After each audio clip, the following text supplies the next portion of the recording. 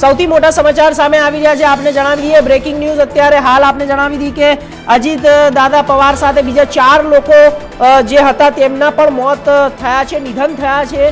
આ સાથે જ આપને જણાવી દઈએ કે તેમના નામ પણ આપને જણાવી દઈએ કે સૌથી પહેલું નામ અજીત દાદા પવારનું આવે છે, જે મહારાષ્ટ્રના નાયબ મુખ્યમંત્રી છે।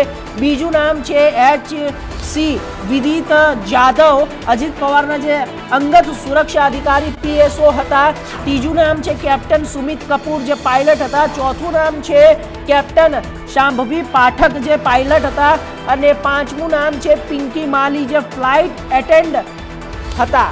તો આ સાથે બીજા 4 લોકોએ એટલે કુલ મળીને 5 લોકોએ પોતાના જીવન ખોમાઈ ગયા છે। આપણે જણાવી દઈએ કે અકસ્માતમાં જીવ ગુમાવનાર અજીત દાદા પવાર સાથે 5 લોકો હતા।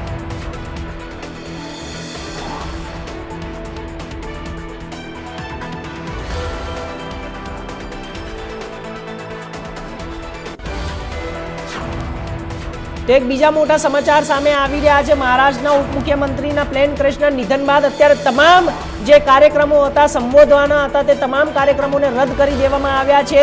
આપણે જણાવી દઈએ કે જ્યારે અજીત પવારના નિધન બાદ મહારાષ્ટ્ર સરકારના તમામ કાર્યક્રમો રદ કરી દેવામાં આવ્યા છે। જ્યારે આ સાથે જ એક મોટા સમાચાર પણ સામે આવી રહ્યા છે। ઇન્ડિયા ન્યૂઝ ગુજરાતના માધ્યમથી બતાવી દઈએ કે બારામતીની અંદર બંધનું એલાન જાહેર કરી દેવામાં આવ્યું છે। મોટા સમાચાર છે, દુઃખદ સમાચાર છે।